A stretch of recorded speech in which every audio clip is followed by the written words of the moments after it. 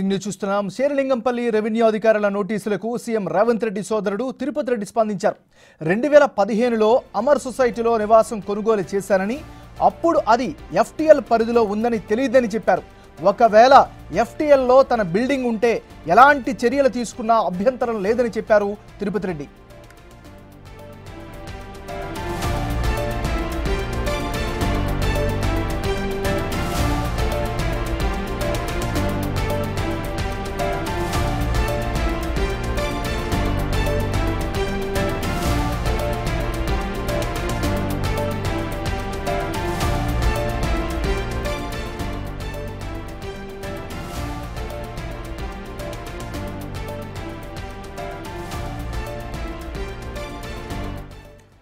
మనం breaking news చూస్తున్నాం. Serilingampally revenue అధికారుల నోటీసులకు సీఎం రేవంత్ రెడ్డి సోదరుడు తిరుపతి రెడ్డి స్పందించారు. 2015లో అమర్ సొసైటీలో నివాసం కొనుగోలు చేశారని, అప్పుడు అది ఎఫ్టీఎల్ పరిధిలో ఉందని తెలియదని చెప్పారు. ఒకవేళ ఎఫ్టీఎల్లో తన బిల్డింగ్ ఉంటే ఎలాంటి చర్యలు తీసుకున్నా అభ్యంతరం లేదని తిరుపతి రెడ్డి చెప్పారు. ఇక ఇదే అంశానికి సంబంధించి మరింత తాజా సమాచారాన్ని మా అసోసియేట్ ఇన్పుట్ ఎడిటర్ నగేష్ అందిస్తారు. నగేష్, చెప్పండి. సో ప్రస్తుతం అయితే హైడ్రా ఏర్పాటు తర్వాత ప్రజల్లో చాలా భయాందోళనలు వ్యక్తం అవుతున్నాయి. కానీ ఎఫ్టీఎల్ బఫర్ జోన్లో ఉన్న చాలా ఫ్లాట్స్ని ఏదైతే కాలేజీలు కావచ్చు, మిగతా నిర్మాణాలు కావచ్చు కూల్చివేస్తామని చెప్పి కమిషనర్ రంగనాథ్ చెప్పడంతో చాలా వరకు హైదరాబాద్లో భయం మొదలైంది. ప్రస్తుతం మనం అమర్ సొసైటీలో ఉన్నాం.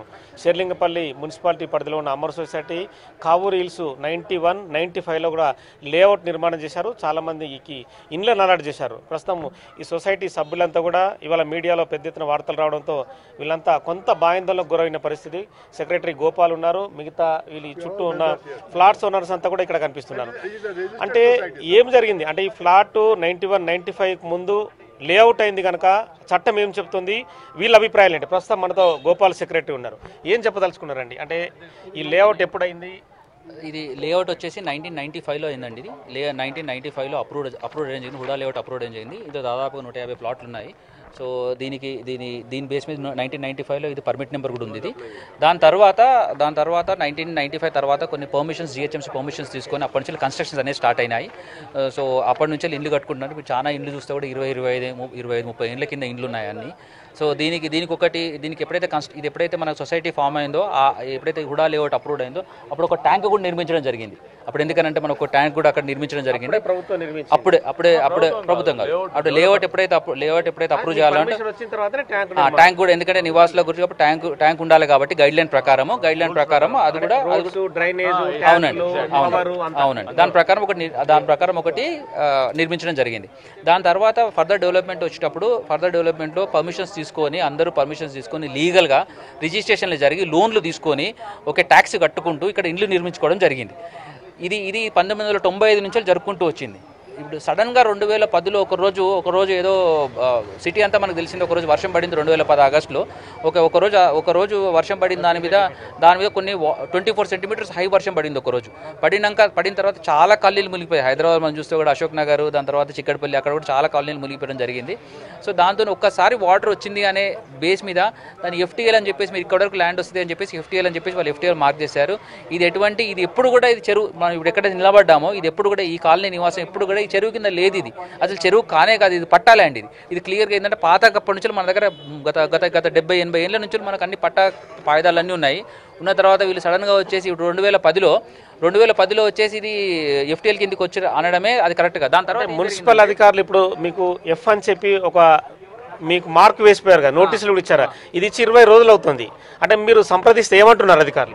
ఇప్పుడు అది కూడా ఒకటి ఏంటంటే మనం క్వశ్చన్ చేయాల్సింది అది కూడా ఉంటుంది. ఇప్పుడు మున్సిపల్ అధికారులు ఎవరైతే వచ్చి ఎఫ్ అని పెట్టిపోతున్నారో 2022లో ఒకటి హైపవర్ కమిటీ వేశారండి.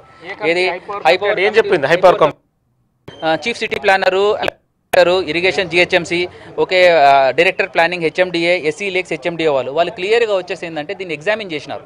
వాళ్ళు వచ్చి ప్రాక్టికల్గా 2 సార్లు విజిట్ చేసి ఇక్కడ క్లియర్గా ఎగ్జామిన్ చేసి ఇవన్నీ చూసి ఇది లేక్కి ఎంత ఎత్తులో ఉంది, ఇది గ్రావిటీ ప్రకారం వాటర్ ఎటు వస్తుంది, ఎట్లుంది, ఇది బండ్ క్రియేట్ అయ్యి ఉంది, ఇక్కడ ఆల్రెడీ క్లియర్గా బండ్ ఉంది, ఇక్కడ సైకిల్ ట్రాక్, జాగింగ్ ట్రాక్ ఇవన్నీ ఉన్నాయి, గణేష్ నిమజ్జనం గురించి ఒకటి కోనేరు ఇవన్నీ చేసినారు.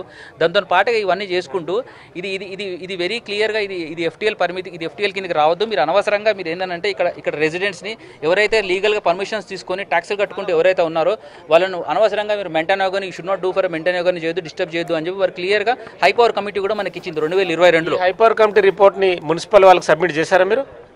వాళ్ళే ఇచ్చారండి కమిటీ ఇచ్చి చూపించడం జరిగింది. చూపించడం జరిగిన తర్వాత నిన్న ఏంటంటే నిన్న లేటెస్ట్ న్యూస్ కూడా ఏంటంటే ఎప్పుడైతే వీళ్ళు లాస్ట్ 15 రోజుల నోటీసులు కొంతమందికి ఇవ్వడం స్టార్ట్ చేసిందో అప్పుడే కొంతమంది ఆల్రెడీ కోర్టు కూడా వెళ్ళారు.